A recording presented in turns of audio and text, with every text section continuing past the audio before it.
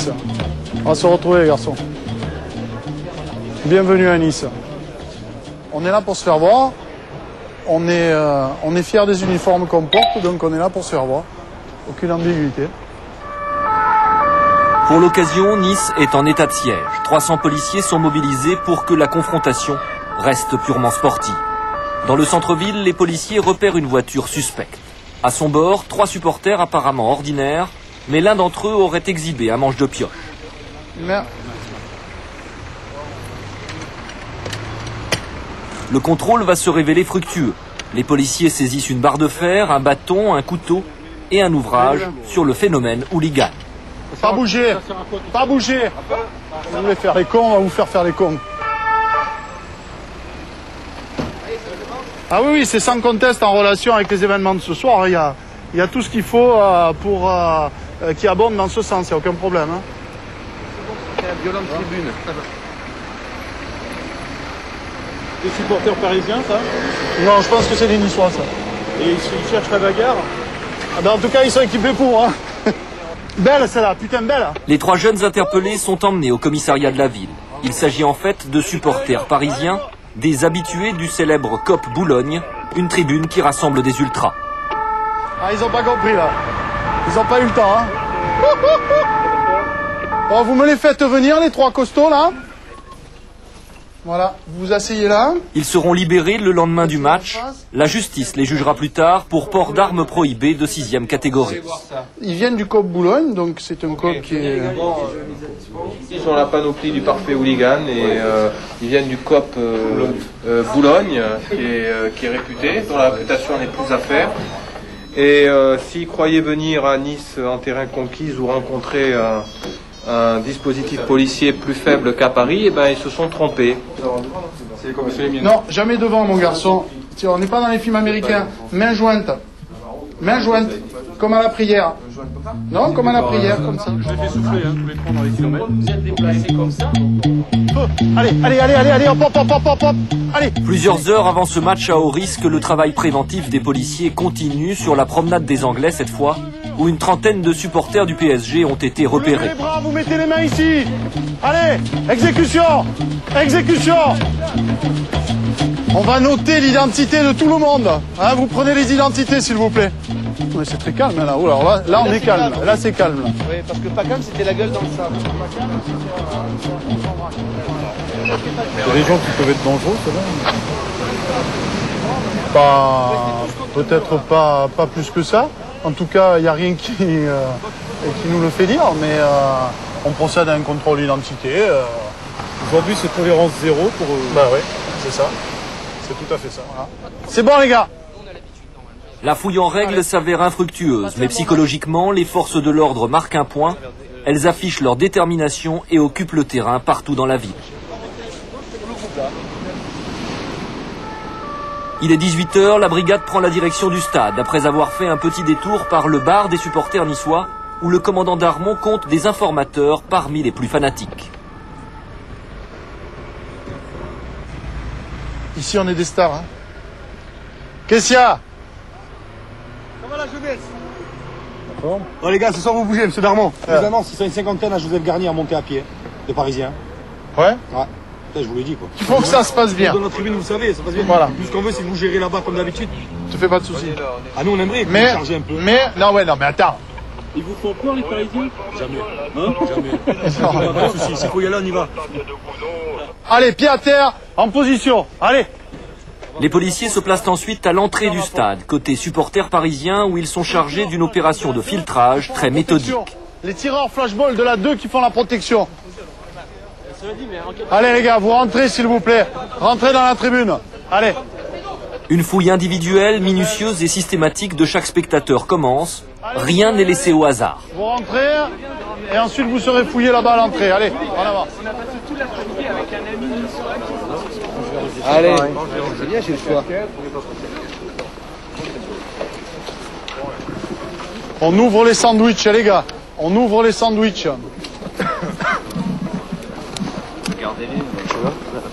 Je nomme les fumigènes, vous savez, vous le savez? Vous ne savez pas qu'il est interdit de rentrer les fumigènes dans un stade, monsieur? Comment voit à la télé qu'il y en a, je me suis dit que c'était autorisé. Oui, j'entends bien, monsieur, mais l'introduction de fumigène dans un stade est interdite. Donc pour l'instant, vous restez ici avec ces messieurs et je vais rendre compte pour savoir quelle est la suite à donner. Vous ne bougez pas. Vous êtes majeur, c'est ça? Voilà, apprends ton bouclier. Un autocar de supporters parisiens se présente alors aux abords du stade avec quelques vitres en moins. Il a été la cible des ultras de l'OGC Nice qui ont caillassé leurs adversaires. En principe, les autocars sont pris en charge par des policiers, mais celui-là a fait exception à la règle en n'empruntant pas l'itinéraire protégé. Ils sont arrivés par le bas du stade, donc ils sont arrivés en plein secteur des Niçois les plus virulents. Le match commence. Sur le terrain, les joueurs ont la balle au pied. Dans les tribunes, les supporters ont l'insulte facile.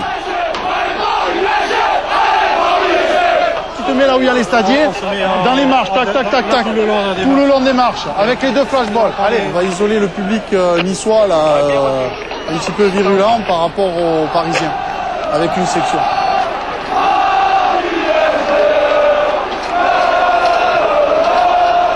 À l'extérieur du stade, la situation s'envenime. La tension monte entre supporters des deux camps privés de billets. Il faut les séparer pour essayer d'éviter des affrontements sanglants. Des renforts sont appelés à la rescousse. Des hommes du groupe d'intervention de la police nationale se déploient. La chasse aux hooligans va bientôt commencer. Eux, ils cherchent un affrontement. En avant, marche, go, go, go, go. Allez, allez, allez, allez, allez. Ils attendent les Parisiens là. C'est bon, on bouge plus. On sort le cougar, on sort le cougar. C'est quoi le cougar? Le cougar, c'est le lance-grenade.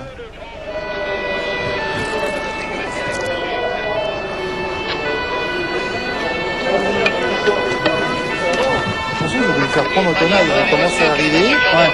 Je vous signale blessure d'une personne par arme blanche reçue. Premier incident grave de la soirée, un homme a reçu un coup de couteau. Il est évacué vers l'un des hôpitaux de la ville. L'ambiance est électrique. La police procède aux premières interpellations. C'est la série enculé moyen, ça, hein? Ok? Alors là, il n'y a pas de cadeau, là.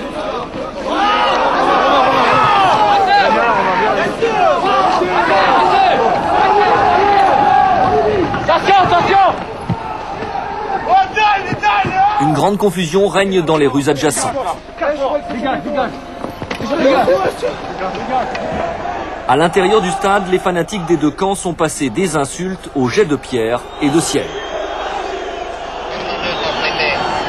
Ouais, ça caillasse à partir de la tribune nord, hein. Ça caillasse fort à partir de la tribune nord. Bilan de la soirée, match nul, 7 personnes placées en garde à vue, une dizaine de supporters blessés.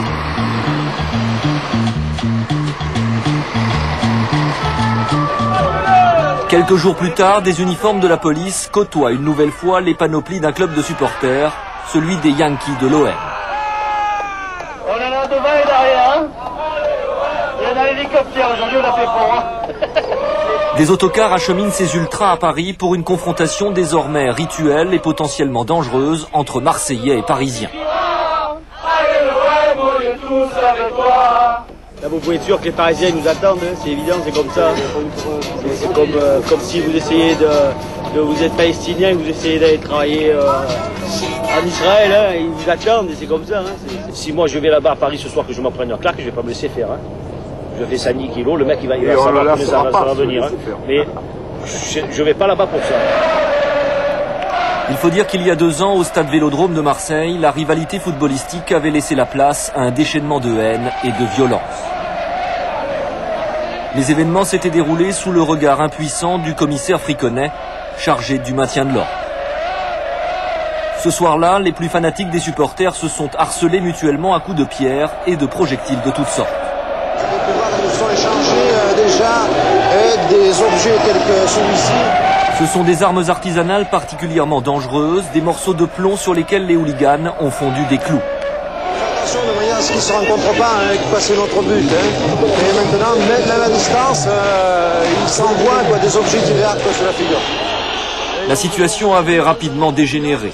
De part et d'autre, des bandes d'excités étaient avides d'en découdre.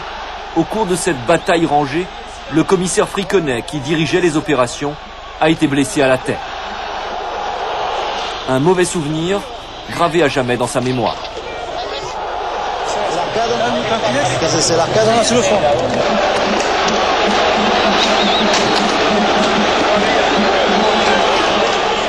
Les affrontements les plus violents s'étaient déroulés à la mi-temps sous les mâchoires en béton du stade Vélodrome.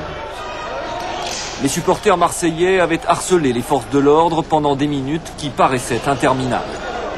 Et chargez la compagnie. À 1000 lieues du sport, du choc sportif, 50 supporters et policiers avaient été blessés. 4 personnes avaient été interpellées et écrouées à la maison d'arrêt des Baumettes. Allez, enculé là.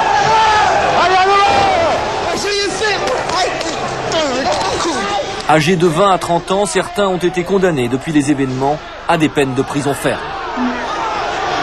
Regroupez-vous. La compagnie, c'est mort. Et Jean.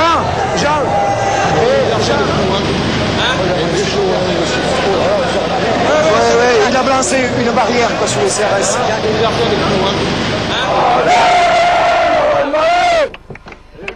2 ans plus tard, pour éviter que l'histoire ne se répète au Parc des Princes entre supporters des deux mêmes camps, une mesure exceptionnelle a été prise par les autorités. À 50 km de Paris, la barrière de péage ressemble à un checkpoint. Les supporters sont priés de descendre des autocars pour une fouille surprise.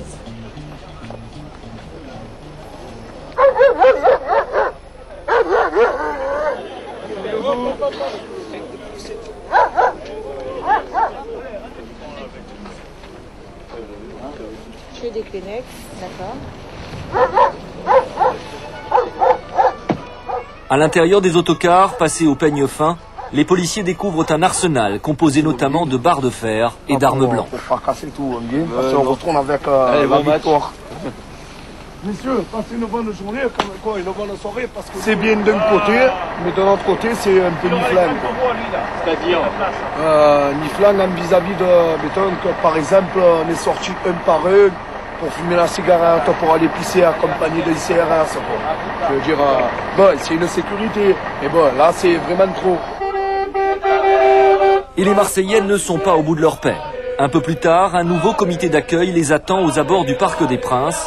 2000 policiers, 400 stadiers et agents de sécurité sont déployés.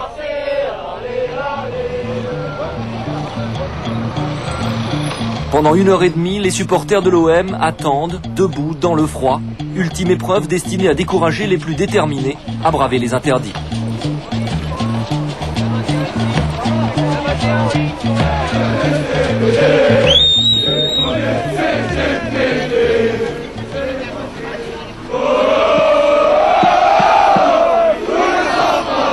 Le ministre de l'Intérieur en personne a fait le déplacement pour venir observer le dispositif de sécurité.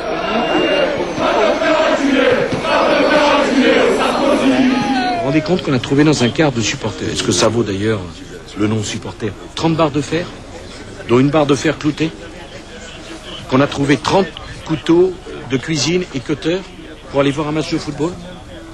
Est-ce que c'est acceptable? Quelques minutes seulement avant le coup d'envoi du match, les Yankees de l'OM peuvent finalement faire leur entrée dans le stade. Et plus d'1h30 qu'on attend.